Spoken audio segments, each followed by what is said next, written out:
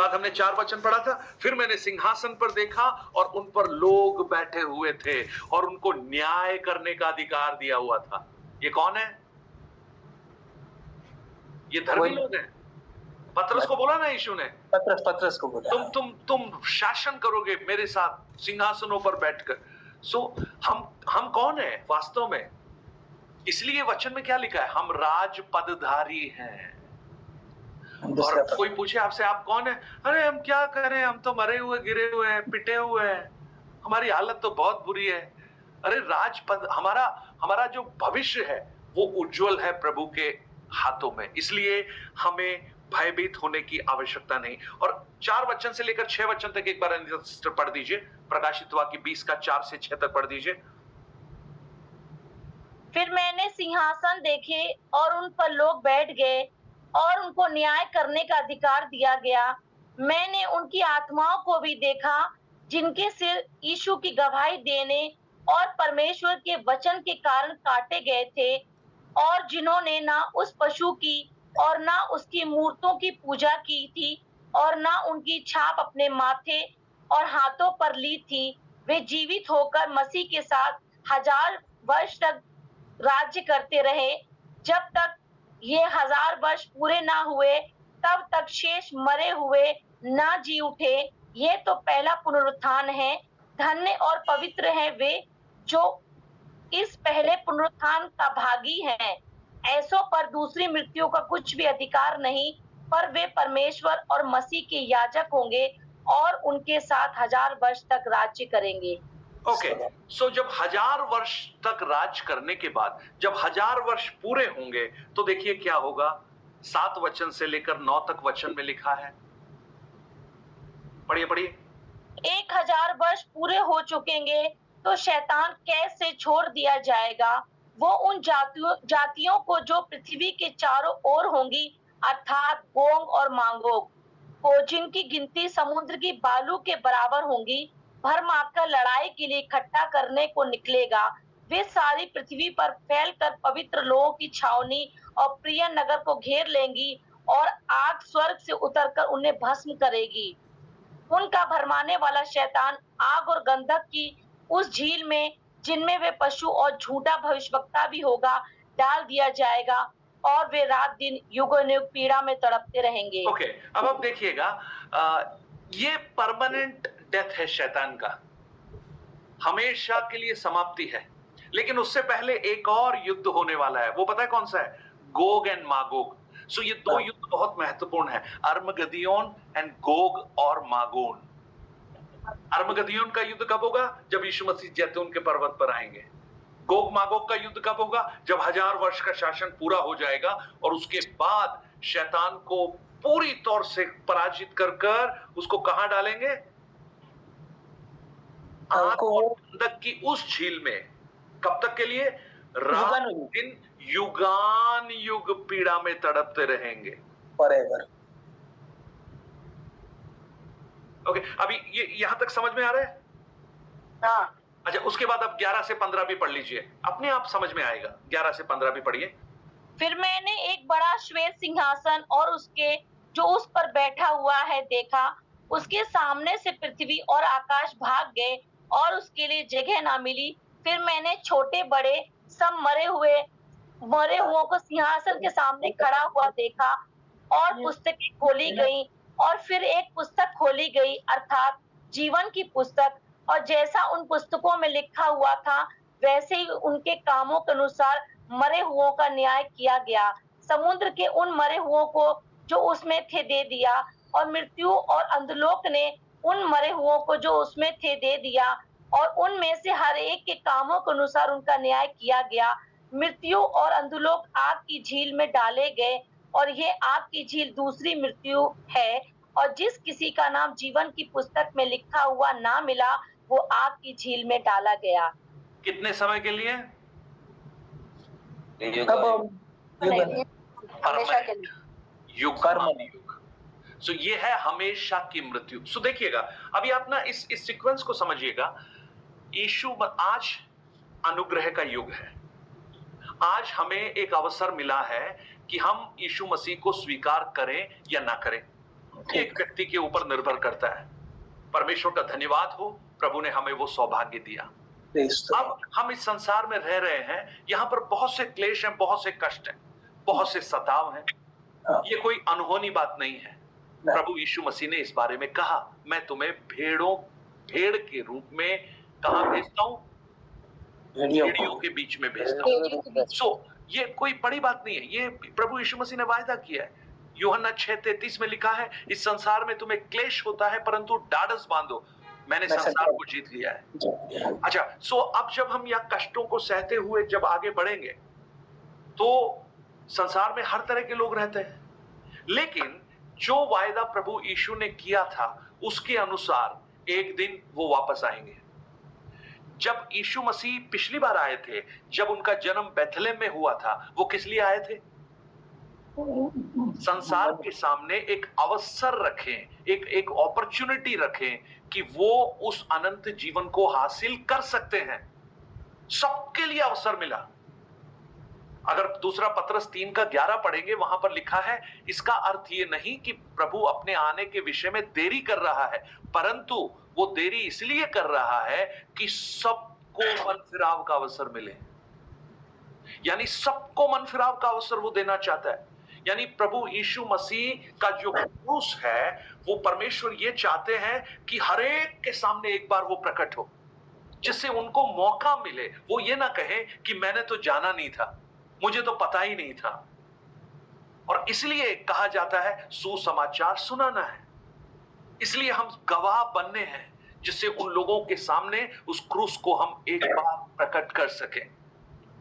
तो ये अवसर देने के लिए यीशु मसीह एक साधारण बालक के रूप में चरनी में पैदा हुआ। साधारण रूप से क्यों पैदा हुआ? क्योंकि वो साधारण से साधारण को भी बचाना चाहता था।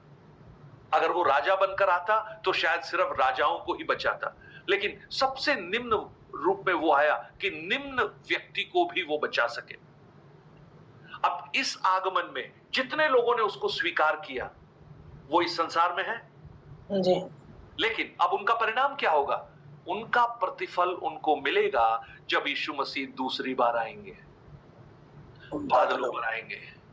जब बादलों पर आएंगे तो उस दिन ये लोगों को पता लगेगा कि पहली बार जब यीशु आया था तो किन किन लोगों ने उसको स्वीकार किया था, और जिन जिन लोगों ने स्वीकार किया था वो सब के सब बादलों पर उठा लिए जाएंगे, और जो बाकी लोग हैं वो अब हाथ मलते रह जाएंगे। जैसे नूह के समय में जहाज पे चढ़ने के बाद जब जहाज का दरवाजा बंद हो गया तो लोग हाथ मल रहे थे, दुखी हो रहे थे, छाती पीट रहे थे, अब क्या करें?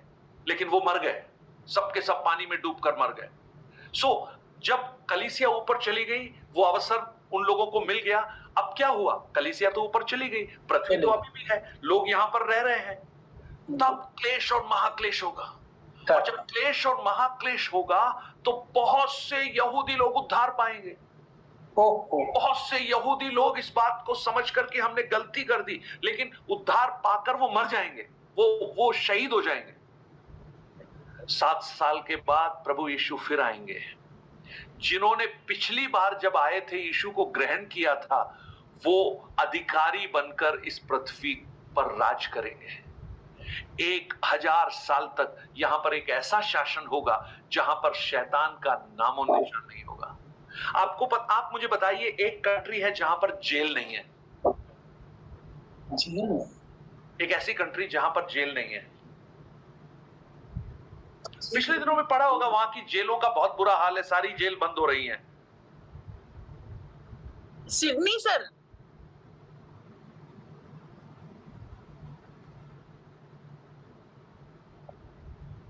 जेल नहीं है। हाँ, अब गूगल कर लीजिएगा, नीदरलैंड्स में कोई जेल नहीं। नीदरलैंड में there is no jail. Jail किस लिए होती है? नीदरलैंड कैदियों को रखने के लिए। कैदी कौन होता है? अपराधी। इसका मतलब नीदरलैंड में जब जेल ही नहीं है तो इसका मतलब क्या है? वहाँ कोई अपराधी नहीं है क्या? आप सोचिए, वहाँ अपराधी नहीं। विश्व में अगर ऐसा हो तो क्या होगा? वो कैसा राष्ट्र होगा? शांति से भरा प्रभु ऐसा एक राज्य स्थापित करेंगे। अब एक और वचन पढ़ लीजिए। मैं आपको प्रश्न पूछने का भी अवसर दूंगा और कल हम इसके बारे में फिर चर्चा करेंगे। मलाकी की पुस्तक 4 अध्याय उसका 1 से लेकर 4 तक वचन को पढ़ते हैं। क्योंकि देखो, वो धनरत्ने भट्टे का सा दिन आता है जब सब अभिमानी और सब दुराचारी लोग अनाज की खूंटी बन जाएंगे, और उस आने वाले दिन में वे ऐसे भस्म हो जाएंगे कि उनका पता तक ना रहेगा। सेनाओं के यहोवा का यही वचन है। परंतु तुम्हारे लिए जो मेरे नाम का भय मानते हो, धर्म का सूर्य उदय होगा और उसकी किरणों के द्वारा तुम चंगे हो जाओगे, और तुम निकल कर पाले हुए बछड़े के समान कूदोगे और फांदोगे। तब तुम दुष्टों को लताड़ डालोगे, अर्थात मेरे उस ठहराए हुए दिन में वे तुम्हारे पांव के नीचे की राख बन जाएंगे। सेनाओं के यहोवा का यही वचन है। और आगे पढ़िए। मेरे दास मूसा की व्यवस्था अर्थात जो विधि और नियम मैंने सारे इस्राएलियों के लिए उसको होरेब में दिए थे, उनको स्मरण रखो। देखो, यहोवा के उस बड़े और भयानक दिन के आने से पहले मैं तुम्हारे पास एलिया नबी को भेजूंगा। वो माता पिता के मन को उनके पुत्रों की ओर और पुत्रों के मन को उनके माता पिता की ओर फेरेगा। ऐसा ना हो कि मैं आकर पृथ्वी का सत्यानाश करूं। ओके, ये आप इन वचनों को जब आप पढ़ेंगे आपको समझ में आएगा। उसके पहले वचन में लिखा है अभिमानियों को, निंदकों को वो भस्म कर देगा, मालूम ही नहीं होगा उनका। और एक ऐसा शासन स्थापित होगा जो यशायाह 11 अध्याय में लिखा गया है। आप बाद में उस यशायाह 11 अध्याय को पढ़ना, कितना खूबसूरत होगा। कंगाल का न्याय धर्म से और पृथ्वी के नम्र लोगों का निर्णय खराई से करेगा। और आप उसका 5 वचन से 6 वचन से जब मैं पढ़ूं तो 6 वचन से पढ़ता हूं। यशायाह 11 6 से लेकर यशायाह 11 6 वचन से। तब भेड़िया भेड़ के बच्चों के संग रहा करेगा। आप मुझे बताओ, भेड़िया और भेड़ एक साथ रह सकते हैं? नहीं। यीशु मसीह ने क्या कहा था? मैं तुम्हें भेड़ियों के बीच में भेड़ के रूप में भेजता हूं, वो तुम्हें फाड़ खाएंगे। लेकिन अब आप देखिए, भेड़ और भेड़िया एक ही साथ है। और चीता बकरी के बच्चे के साथ बैठा रहेगा, और बछड़ा और जवान सिंह और पाला हुआ बैल तीनों इकट्ठे रहेंगे, और एक छोटा लड़का उनकी अगुवाई करेगा। गाय और रीछनी मिलकर चरेंगी और उनके बच्चे इकट्ठे बैठेंगे, और सिंह बैल की नाई भूसा खाया करेगा। और मेरे सारे पवित्र पर्वत पर ना तो कोई दुख देगा और ना हानि करेगा, क्योंकि पृथ्वी यहोवा के ज्ञान से ऐसी भर जाएगी जैसे जल समुद्र से भरा रहता है। यानी परमेश्वर का जो ज्ञान है, जिसको आज हम डीपर रूट के माध्यम से सुनने की कोशिश कर रहे हैं, या मैसेजेस के द्वारा वचन पढ़कर आप समझने की कोशिश कर रहे हैं, लेकिन परमेश्वर ऐसे ज्ञान की आत्मा को इस पृथ्वी पर फैला देगा कि परमेश्वर का ज्ञान सबके हृदय में होगा। और जब परमेश्वर का ज्ञान सबके हृदय में होगा तो वो बुराई कर ही नहीं सकेंगे, क्योंकि वचन कहाँ है? अंदर है। मैंने तेरे वचन को अपने हृदय में रख छोड़ा है कि तेरे विरुद्ध पाप ना करूं। मेरी प्रजा क्यों नाश हो रही है? परमेश्वर का ज्ञान ना होने के कारण नाश हो रही है। और इसीलिए डीपर रूट महत्वपूर्ण है, इसीलिए बाइबल अध्ययन महत्वपूर्ण है। प्रियो, हम चर्च जाते हैं, 2 गाने गाते हैं, एक मैसेज सुनते हैं, अच्छा ये सब हमें करना है, लेकिन बाइबल अध्ययन बहुत जरूरी है। क्योंकि संडे को जो प्रचार किया जाता है वो एक कॉमन प्रचार होता है, जिसमें सब लोगों को ध्यान में रखा जाता है। नए आने वाले लोग हैं, पुराने लोग हैं, बीच के लोग हैं, इन सब का ध्यान रखा जाता है। लेकिन बाइबल अध्ययन जब हम करते हैं, वो एक परिपक्व मैच्योर स्टडी है जो हमें करने की बहुत आवश्यकता है। सो यशायाह 11 अध्याय आप पढ़िएगा। अब आपको कोई प्रश्न तो पूछिए। वो जो क्रम था वो अगर कहीं उसको समझ में नहीं आया हो, वैसे कल भी हम इसी के बारे में चर्चा करने वाले हैं, इसलिए चिंता ना कीजिएगा। अगर आज ऐसा कोई प्रश्न है तो आप पूछिए, उसका उत्तर हम कल देंगे, टाइम हो गया वैसे। क्रमानुसार हम चल रहे हैं, तो जब आप क्रमानुसार चल रहे हैं तो जब 7.5 साल का क्लेश का समय है, वो जब खत्म हो जाएगा तो प्रभु यीशु मसीह सिनै पर्वत पर आएंगे। उस समय उनकी पैर जमीन पर लगेगी और उस समय जो हरमगिदोन में जो युद्ध होगा, वो हरमगिदोन क्या सिनै पर्वत पर है या नीचे कहीं पर? नहीं, वहां पर अभी हमने पढ़ा है, वो गड्ढा हो जाएगा, वो पूरा पश्चिम से गड्ढा हो जाएगा, वहां पर युद्ध होगा। अच्छा, वही युद्ध में शैतान को वो 1000 साल के लिए बंद करेंगे। उसके बाद 1000 साल के लिए शैतान और उसके अनुयायियों को, जो झूठा भविष्यद्वक्ता है, जो 7 साल के बीच में पैदा हुआ है, वो भरमाएगा। अच्छा पास्टर साहब, इस बीच में एक प्रश्न मेरे मन में कंफ्यूज आ जा रहा है। जब ये क्लेश का समय चलेगा 7 साल, अभी आपने कहा कि बहुत सारे यहूदी उस समय प्रभु यीशु मसीह को छाती पीटेगा, ग्रहण करेंगे।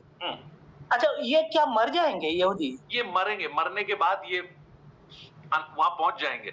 अच्छा, यही हम जानना चाहते थे। सब तो उठ जाएंगे, लेकिन यहूदी जो मर जाएंगे वो कब उठेंगे? वो दूसरा पुनरुत्थान है। धन्य है भी जो पहले पुनरुत्थान के भागी हैं। अच्छा, ठीक है। उन लोगों का जो पुनरुत्थान है वो दूसरा पुनरुत्थान है। पहला पुनरुत्थान कौन सा है? यीशु से पहले यस, उठा लिए गए, पहले उठा लिए गए बादलों में। यस, ठीक। अच्छा, क्लियर हो रहा है? सबको क्लियर होना चाहिए, अगर नहीं है तो पूछ लेना। उठाने के बाद में फिर क्लेश होंगे तो लोग फिर से निंदा करेंगे। बिल्कुल निंदा करेंगे, क्योंकि शैतान वहां पर होगा। तो 1000 साल के बाद भी फाइनल फिर निंदा करेंगे, क्योंकि शैतान फिर से छोड़ा जाएगा और बड़े सामर्थ्य के साथ काम करेगा। तो इनका मन इतना कठोर क्यों है? मतलब अभी भी सुसमाचार सुनाते हैं तो तभी भी विश्वास नहीं करते, बाद में देखने के बाद भी विश्वास नहीं करेंगे। नहीं करेंगे। आज भी ऐसे कितने लोग हैं। हाँ, वही बाद में तो प्रभु को देखने के बाद फिर से उनकी निंदा करेंगे, क्योंकि वो शैतान है। क्योंकि वो शैतान है, उसका काम ही यही है जी। राजा एक चीज बताइए, गोग एंड मोगा रशिया का उसका एरिया को बोलते हैं लोग? नहीं, गोग एंड मोग वो एरिया मैं आपको कल बताऊंगा, क्योंकि Russia will attack on Israel. बहुत सारी स्टडीज हैं उसके संदर्भ में। So we should not stick to one. मैं जब प्रकाशित वाक्य इसको हम पढ़ेंगे तो हम उसको अच्छे से सीख पाएंगे। मैं कल चाहो तो मैं 2 अध्याय 20, 21, 22 अध्याय जो उसके लास्ट हैं वो तीनों मैं आने वाले दिनों में ले लूंगा प्रकाशित वाक्य, तो ये सब बातें बहुत अच्छे से उसमें क्लैरिटी आ जाएगी। अच्छा, प्रकाशित वाक्य 20, 21, 22।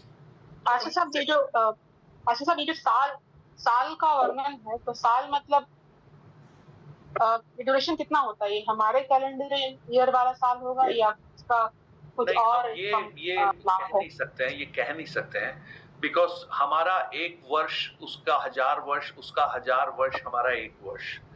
सो जहां भी ये वर्ष लिखे गए हैं तो हम उसको डिफाइन नहीं कर सकते कि ये 1 है, 2 है, 5 है, लेकिन हम उसको, ये एक्चुअली जो पीरियड लिखा है ना, पीरियड को ज्यादा मत सोचिए। हाँ ये होगा ये सोचिए, वो जो घटना है वो जरूर होगी।